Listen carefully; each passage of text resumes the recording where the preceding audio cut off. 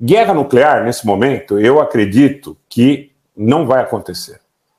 Por que não vai acontecer? Porque todo mundo que estiver envolvido na ideia da construção de uma guerra nuclear tem um risco muito grande em função desse poder de destruição reciprocamente assegurado.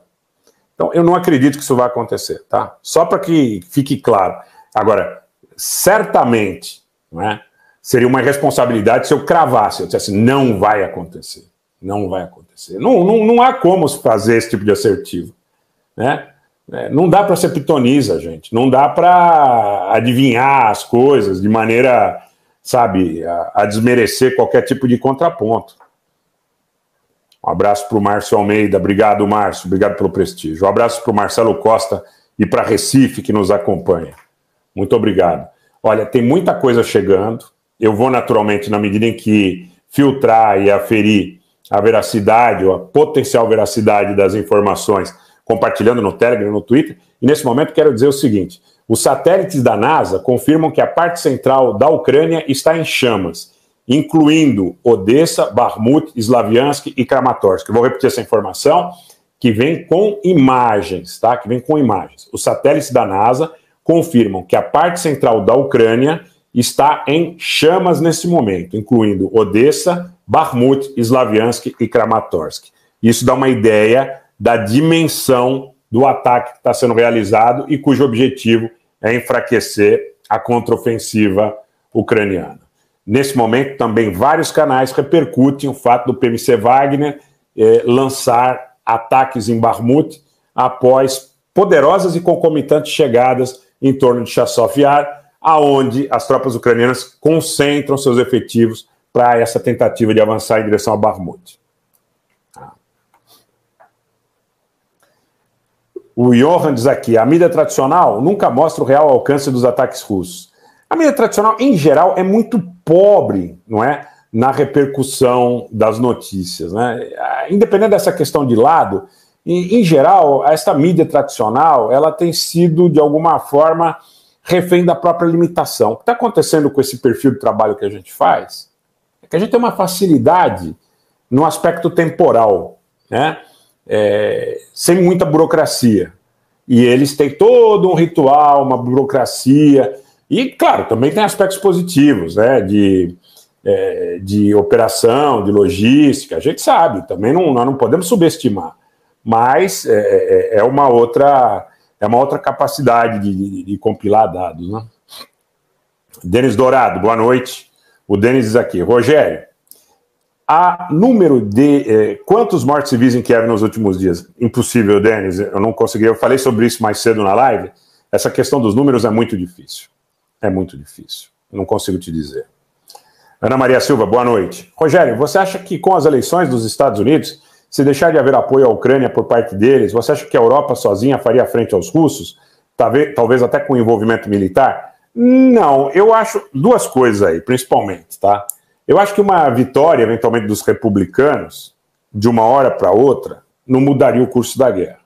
Porque você tem todo um establishment nos Estados Unidos, você tem todo um complexo industrial militar que não aceitaria que um presidente, numa canetada, pudesse mudar o status das coisas. Isso independente do aspecto legal, necessidade de aprovação das casas, Câmara Alta, Câmara Baixa, não falo nem sobre esse aspecto. No aspecto político, eu acho que seria um processo a ser trabalhado. Agora, supondo que isso acontecesse, a Europa sozinha não levaria isso adiante. Porque quem são os grandes patronos na Europa? Primeiro a Grã-Bretanha, que é um grande parceiro dos Estados Unidos. Depois a Alemanha, que é um país ocupado pelos Estados Unidos, que não tem vontade própria, tá? No aspecto militar. Depois, você tem a França, que já começa a mostrar uma certa insatisfação e uma certa impaciência com o rumo da guerra. Tá? Então eu vejo que os Estados Unidos são um fator preponderante para que essa guerra continue, mas não acho que uma vitória republicana eventualmente pudesse mudar o curso das coisas de uma hora para outra.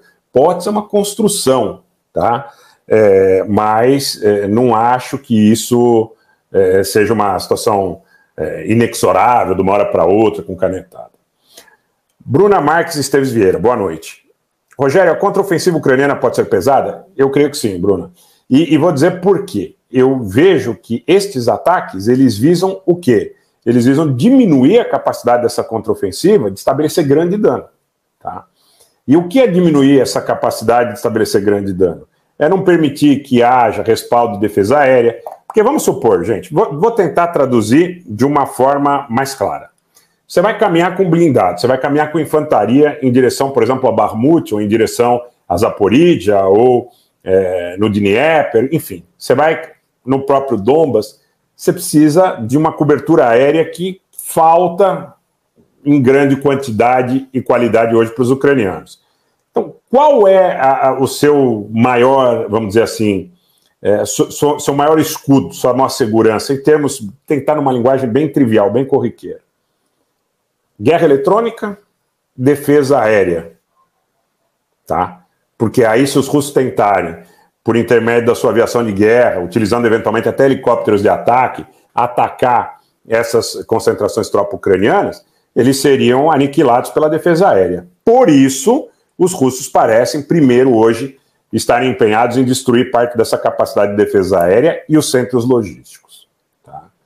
Então, porque se você tem uma capacidade de jamear, se você tem uma capacidade de lançar concomitantemente ataques terra-ar contra helicópteros de ataque, inclusive contra ataques de mísseis, né? Muitos têm sido derrubados. Você tem hoje vários sistemas, inclusive o próprio Patriot, que fazem parte do arsenal ucraniano. Então, o que estão tentando hoje os russos? Diminuir essa capacidade dos ucranianos terem essa retaguarda para sua contraofensiva. A contraofensiva ucraniana não é pequena.